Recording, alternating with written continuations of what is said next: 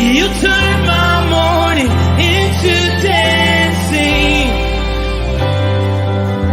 You turn my morning into dancing. Your love changes everything. There's something about your love, something about your love changes everything, changes everything. Something about your love, something about your love changes everything, changes everything. Something about your love, something about your love changes everything, changes everything. Something about your love, something about your love changes everything, changes everything.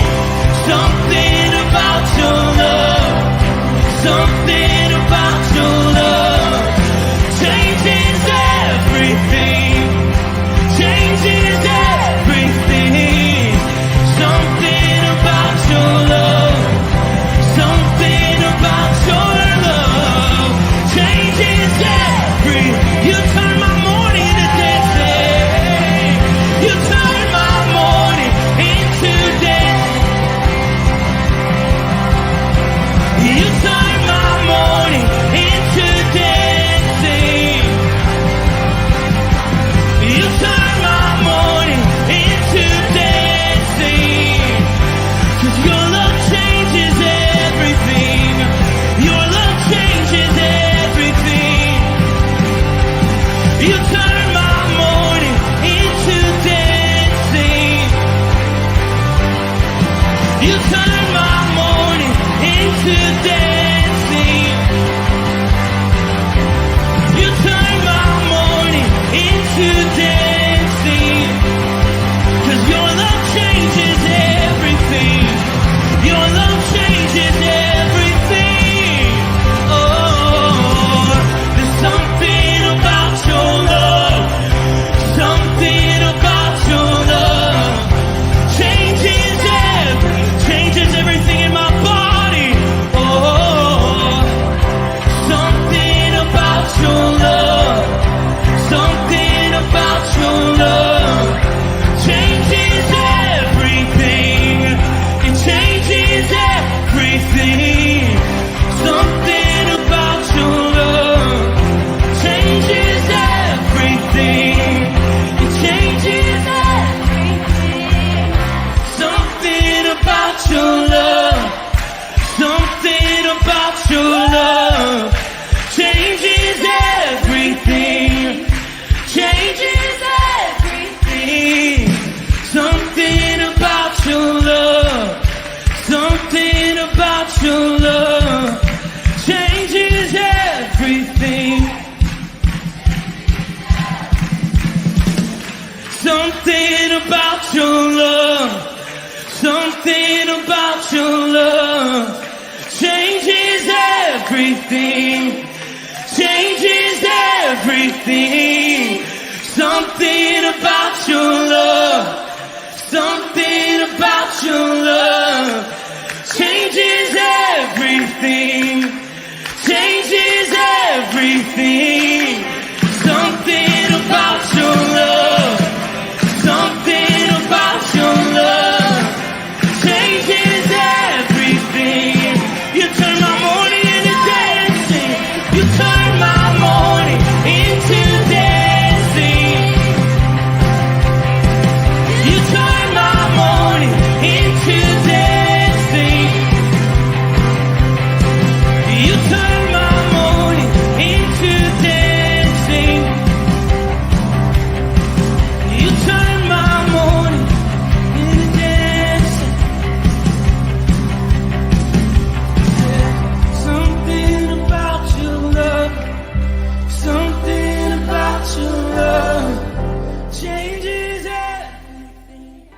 Greetings, teammates. I pray you are well. This is Tim Morton with Southeast Michigan FCA, and welcome to another Testimony Tuesday, where we like to provide a platform for others that are connected to our ministry to share their powerful stories of transformation. You know, every story has a hero, a villain, a victim, and a guide. And Jesus Christ was and still is to this day the greatest hero maker ever. I'm sure you would agree with me that we have enough villains and victims out there. What we need are more guides. And so I'm honored to bring on one of those guides, a hero maker in himself, that I've had a chance to develop a relationship over the last 5 years. And that is Steve Andrews of Kensington Church. Steve, welcome. Hey, man. Good to be here. Honored to have you on with us. And so the way that we got to know each other was very interesting. I knew about Kensington Church. And back in my days at Avondale, there was another teacher there named Todd Henderson. And he came up to me at one time. He said, I got this crazy idea. Let's take some students to Haiti and just to have them experience it. He had experienced it himself. And he said, man, I just want you to come with me and chaperone these kids. And we didn't even know if they're believers or not. It didn't matter. We just wanted them to experience it. And the only way we could do that was to piggyback on a church mission trip with Kensington. So that's how I first heard about Kensington and met Justin Warrens and experienced Haiti, which in itself has totally changed my life. But well, I'd forgotten that part. Yes. That was an era where Avondale High School had so many incredible teachers and leaders. Don't you think? That was a golden moment. It's incredible. Phenomenal men that sharpened me, that helped mold me. And to this day, we're still brothers, even though God has took us on different paths. But that's how I found out about Kensington. So I heard your name at that time. But wouldn't you know that the Lord, maybe like 10 years later, I got granted this opportunity because of a brother in Christ that said, hey, I've been to Israel. I'm going to go and I'm going to go on this trip, but my wife has gotten ill and I need to stay with her, but I want you to go. And well, here's what's funny.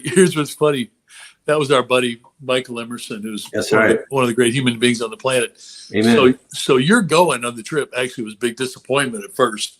Because I really wanted Michael to come. And of course, Kathy was going through rough stuff. She's obviously come out of that with flying colors, but you were such a fantastic influence among the 20 or 25 men on that trip. You were such an unbelievable blessing and picture of Christ. So that's where we became pretty good friends. Yeah. And we what better way to get to know each other than to spend 10 days in Israel, right? And walking with Jesus. Oh my goodness. It was amazing. And found out we both have a passion for the game of basketball, which we continue to share. Yeah, it's been good. For those of you listening, I've taught Tim a lot about basketball. Actually, if you've never watched the game with him, you should, because you literally see like 10 times more than you'd normally observe just watching. I mean, Tim is a savant, man, when it comes to understanding the game. So that's something we had fun. We were there when Michigan State beat Duke and Zion Williamson. Remember, we watched it at 3 a.m. Yes. By the Sea of Galilee. Yes. Oh, it's awesome.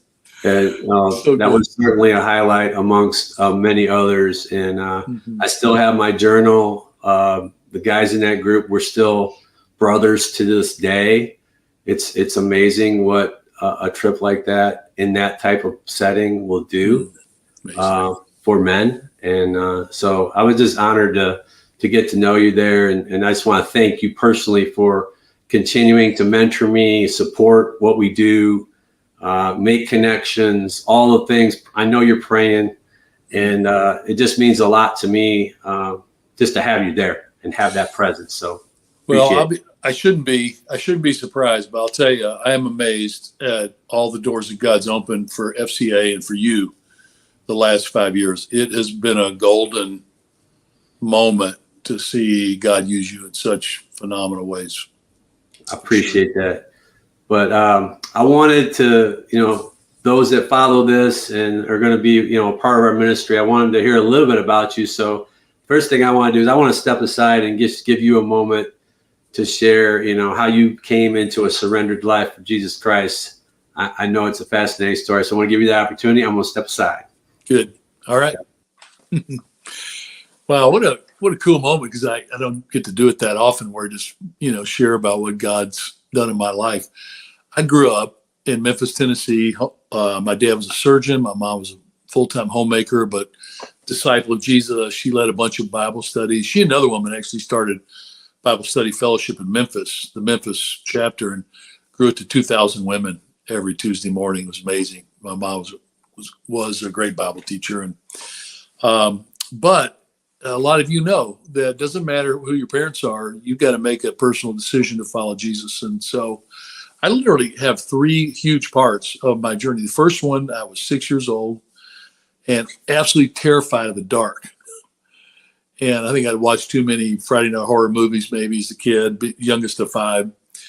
And one night in the middle of the night, my mom came into my room, and I think she's probably tired of getting up in the middle of the night, me being up scared. And she said, Steve, Jesus Christ died on the cross so that you wouldn't need to feel afraid of the dark.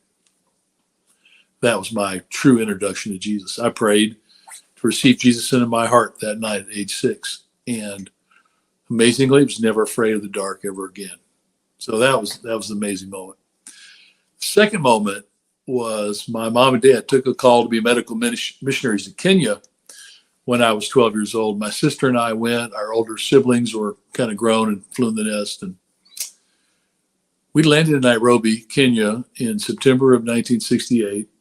And I bet I saw 1,000 beggars on the street with various forms of deformities and diseases.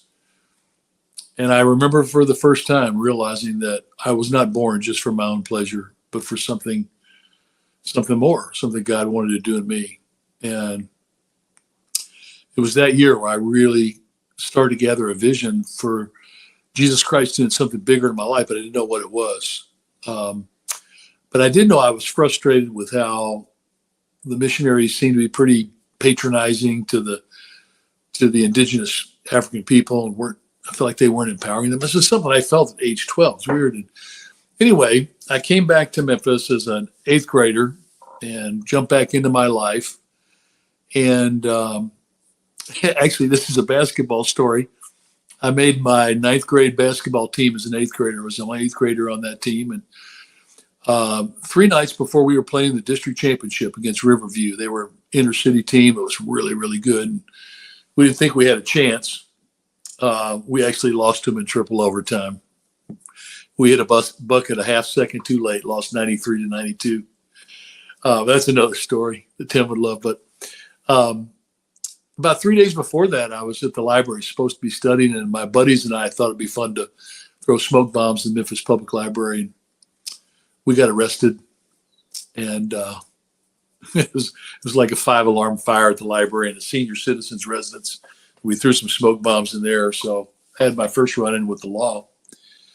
And about 2 weeks later, there was a guy named Rob Saunders that was inviting junior high kids from my school to a Bible study, which I did not want to go, but my mother made me. And that night, Rob talked for an hour about how Jesus suffered on the cross, what he went through on the cross for us. I was 13 years old. I gave my life to Jesus Christ that night, and never, ever once since then ever looked back. I mean, maybe I doubted, maybe I questioned, but that was a radical turning point in my life. And it was later in the next couple of years where some of my friends came and went with Christ. Some of them turned against me. Lost friends over that, but I never stopped wanting to follow Jesus. And then when I was 16, helping lead a Young Life Club as one of the key volunteers, driving, bringing kids, is when I felt the call to ministry. I had this sense of, man, Jesus made me to reach people. And I remember memorizing Matthew chapter 6, where Jesus says, don't lay up for yourselves treasures in heaven where moth and rust corrupt and thieves break in and steal, but lay up for yourselves treasures in heaven that was the real beginning point of me wanting to follow Jesus with my whole heart. And so a couple of years later, I graduated from high school. I worked in a church in California for summer, fought forest fires for the United States government that summer, and tried to reach firefighters for Christ. It's pretty fun. Worked in prison ministry. And then I went to Wheaton College, and it was during Wheaton where I played football there. Division III football, not real great football, but we had a lot of fun.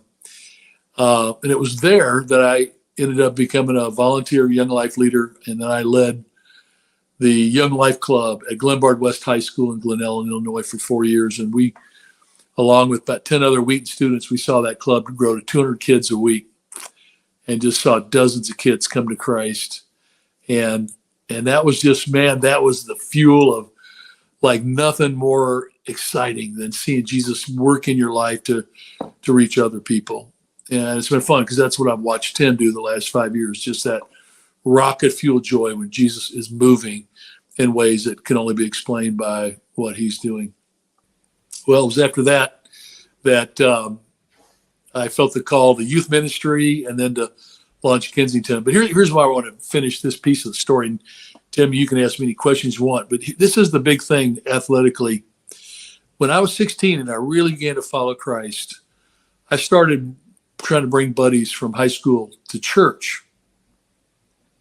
And it just felt like a joke to them. It was so hurtful because I wanted them to know how great Jesus was.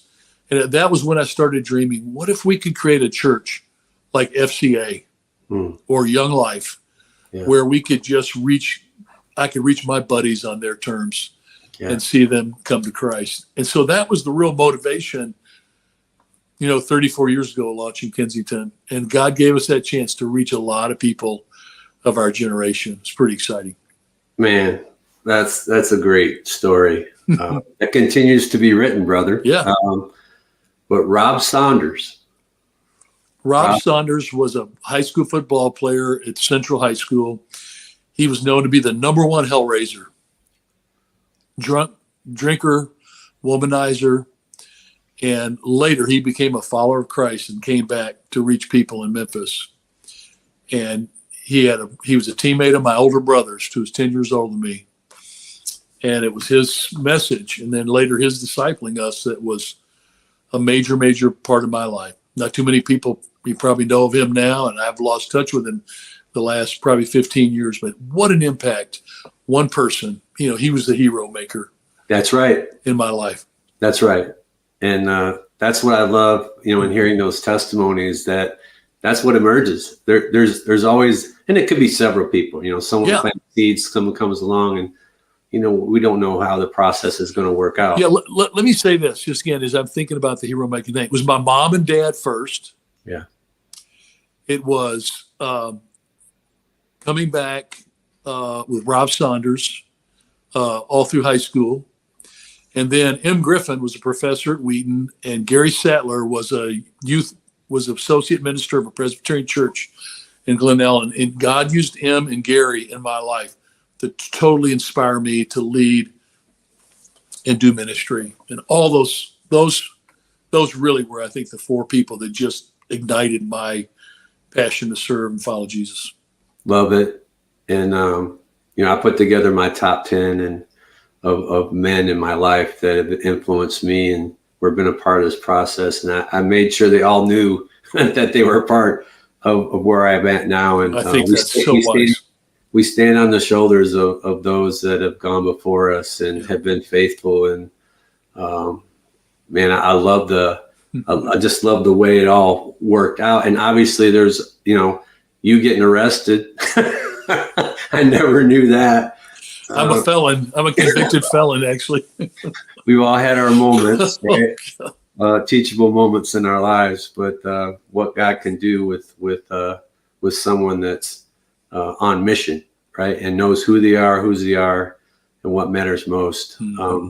Could you share a little more detail on just when God gave you that vision 30 some years ago about Kensington? You were connecting to something that I think is really important that I want everybody to hear again is the why behind what you wanted to create and why you wanted to create it. Yeah. So, my dad was a number one man on the University of Tennessee golf team in the early 40s, right before he went into medical school and the World War II broke out. And he came to Christ at the first Young Life retreat held outside of Texas. It was in Memphis, where my mom was a senior in high school and was a student committee that brought Young Life to Memphis. It's been in Memphis now 81 years. Wow. My mother brought it when she was 17. Amazing. And so my dad came to Christ through Young Life at a retreat. Church couldn't reach him, but Jim Rayburn, the founder of Young Life, spoke and shared the gospel in a compelling way. And so when I was trying to reach my buddies, I thought, how can we share Christ in this compelling way? And I saw FCA was an incredible ministry where I was connected to that tangentially through high school and college. And then Young Life, where they were always trying to meet people where they were, kind of earn the right to be heard. And I just knew I didn't want to do church the old way. And so I thought, what if we created a service? We were inspired by Willow Creek in Chicago and others. But I thought, Young Life, we'd do skits, we'd have fun, we'd laugh, we'd sing songs of the culture, and then we'd connect those songs to the Bible and to the story of Jesus. And we thought, and I remember the Lord called us, Wally Hostetter, by the way, at Faith Church. He was the real hero maker because he launched me to start Kensington even though he was under duress because what we were doing was different. And he still supported us. What an amazing guy. Incredible mentor. But we wanted to start a church where when people came on a Sunday morning, that they felt like we had been listening in their windows of their house during the week. Like, speak to the issues. We do dramas where husband and wives would have a fight, yell at each other, and people are like, "What are you doing?" Like, well, that's what's happening in people's homes. What does Jesus have to say about that? And so, as we tried to speak the language of our generation, and again, it's changed because the next generations didn't have necessarily the same compulsion that we did, but we started seeing people come to Christ. And I don't know if you know this, but God blessed us in so many ways. And over the last 34 years as a church, we've been blessed to be able to baptize over 15,000 people. Wow. Who profess first-time faith in Jesus Christ. And it was through great people, great men and women. I was often in the background, with other people leading out front and really doing a great job. But I wanted my high school buddies that I played football and basketball with, who thought church was a joke and that Jesus was a joke. Those were always the people I had in my mind as we were starting Kensington. Wow. You know, it'd been guys like you. Because I know when you played basketball, I bet you were a fireball. I bet the guys on the other team, hated your guts. Oh yeah, because you would have been so fiery. You know, that would have been you. Yeah, and those were the people we dreamed of reaching. Yeah, and it took me getting introduced to FCA because I thought if I pursued Jesus, I was going to lose my fire. I didn't want to lose my fire. But I wanted to have fire in the appropriate places. I call it misplaced passion. Right. I wanted my passion to be channeled properly. And man, when I found out you could do that through FCA, it was like, oh my gosh, I was like a kid in a candy store. I can do both. And man, it totally changed my life. Man, what's happening now is you get to watch inspired young people living out the call of Jesus Christ in the sports arena, inside the sports arena and outside of it. And man, I think the last year or two, hasn't it been cool to see so many men and women in this country in sports giving their testimony for Christ? Yeah. Really powerful testimonies. Yeah. And I think more and more, the reason I think that's happening is there are people behind the scenes that have been hero makers in their lives, that have challenged them and empowered them to say, hey, this is what the Lord has done in your life. It's a platform you're more than an athlete.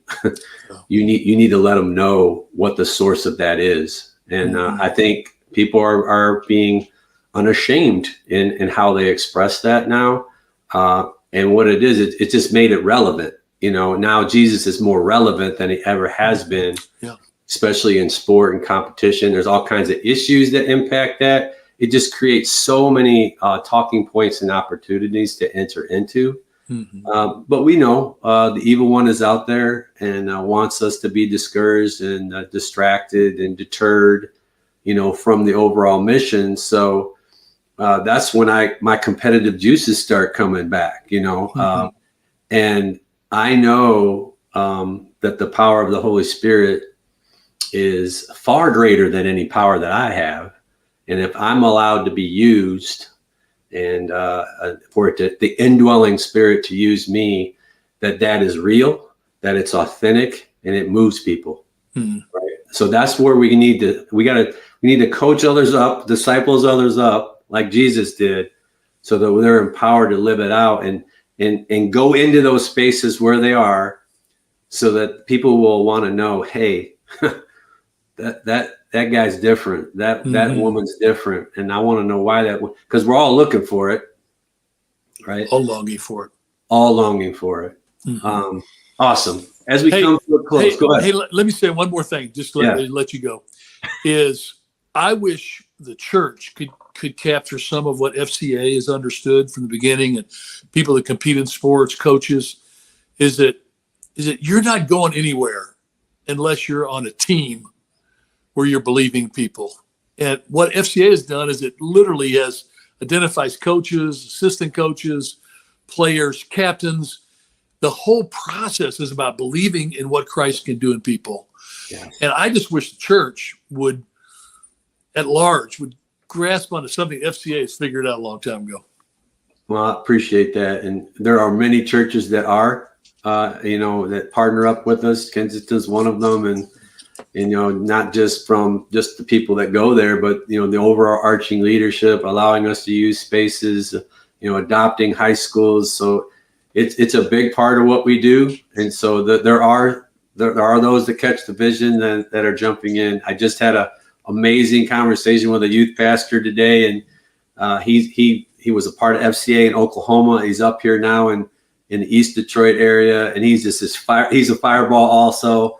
And I asked him to be our chaplain at our first elementary middle school camp at the end of July, and he's fired up about doing it. So it wouldn't happen without people saying yes to these opportunities to come and support what we do. So I love it, man. That's terrific. As we close, just where you're at in your life now, it's different. There's different rhythms to what's going on. Can you just kind of, as we close, just come to there? What does the Lord have for you right now, and how does that feel for you? Yeah, it feels, well, it's a wonderful time of life. And I think it's so beautiful that each period of my life has been so amazing. This one is really different because from the time I was a quarterback in my 5th grade Pop Warner tackle football team, I've been a leader. I've been telling people what to do. And after 30 years of leading Kensington, I stepped out of leadership, and now I'm not telling anybody what to do. But I've stepped into a place where when I'm in my best self, I just, I got my dog barking at the front door to let him out. But it's in my best self, it's just encouraging others. And so I want to spend the rest of my life hopefully just building other people up and getting behind the visions that God is moving in the next generation. That's why I love being with you, and I love being with the people that you're breathing into them, another generation of people that are going to follow Christ long after we're gone. Yeah. That's exciting. Well, I love that. And there's still some tread on that tire, brother. I know. About that much. Yeah. So stay tuned, because there could be some empowering opportunities that I'll invite you into where you can come and be that encouragement. Good, buddy. So I can't wait for those to happen, and they're going to be happening because God is moving in a powerful way. Mm-hmm. So I love you, and I appreciate you, and thank you for joining us today. Thanks, man. It's a joy. Love you. Yep.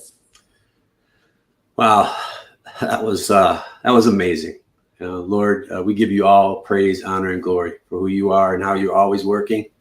If you are a man or a woman who would love to know more about FCA and learn how to empower people like Steve's life has totally been about, please reach out to us. We'd love to hear from you.